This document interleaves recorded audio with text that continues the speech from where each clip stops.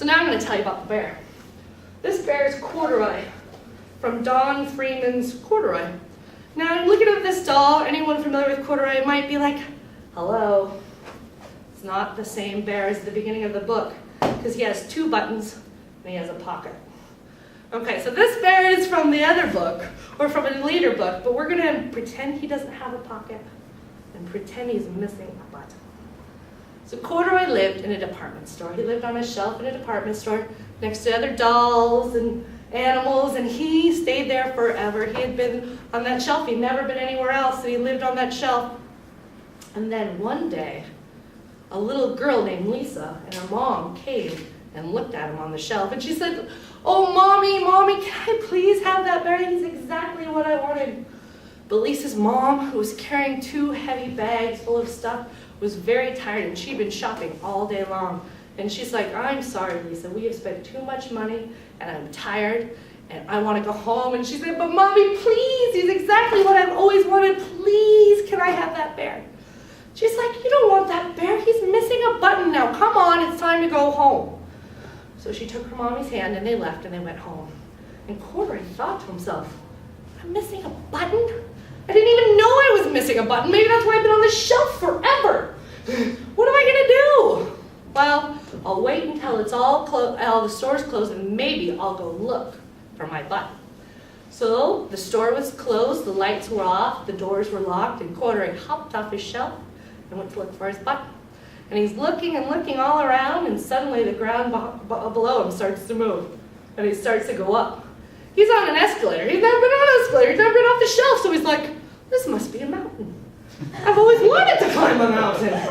So he's on the escalator, and suddenly the escalator stops.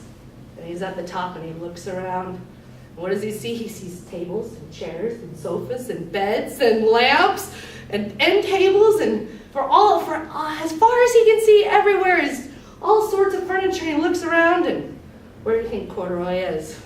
He's in the furniture department, but he's never been off a shelf. He doesn't know what a furniture department is, but he thinks it might be a palace.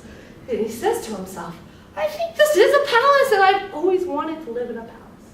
So he goes and looks. He's like, "Maybe my button's here." So he looks everywhere. He looks under the chairs and behind the tables, and he's looking everywhere, and he finds himself finally climbing on top of a soft, big queen mattress, and there he sees it. A button. "There's my button!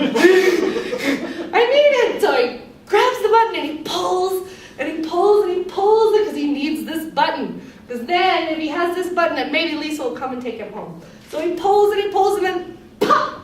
Off comes the button. And off goes Courdory, and he falls to the ground and knocks over a lamp and makes a huge ruckus.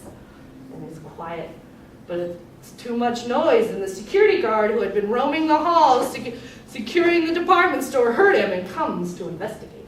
And he comes with his flashlight, and he looks under the chairs and behind the tables, and then finally he finds Courdory's little ears sticking out behind a blanket on one of the beds, and he pulls back the covers, and he says, "What are you doing up here?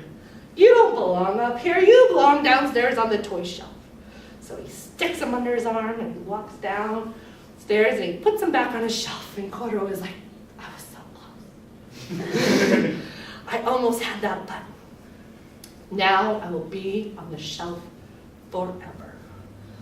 Well, the night was almost over. The people started to come, and they opened up the store. They turned on the lights and unlocked the doors and got everything ready for the day. And soon, the customers started to trickle in. And who was one of those very first customers? Was Lisa. She walked right up to the shelf and grabbed Courdory and took him to the checkout counter. And she's like, "I would like to buy this bear, please, with my very own money." And the lady said, "Excellent, can I put him in a box or a bag for you?" And she said, "No, I am going to carry him home." And she did. She carried him all the way, the 6 blocks to her house, the 2 flights upstairs to her apartment, and into her very own room. Courdory looks around the room. Now, there isn't a bunch of furniture in this room, like in the palace, but there is a girl-sized bed. And right next to the girl-sized bed is a bear-sized bed. And he thinks, "I think this is a home. I've always wanted to have a home." But the very first thing Lisa does when she gets settled into her room is she pulls out her sewing kit and finds a button and sews it on his overall and adjusts his strap and buttons it for him. And she says, There, you'll be much more comfortable that way. And then she gives him a big hug. And Courdory thought, this is a friend. I know I've always wanted a friend. And that is the end of this first story of Courdory. So we still don't know why he has his pocket, or what this piece of paper in his pocket says.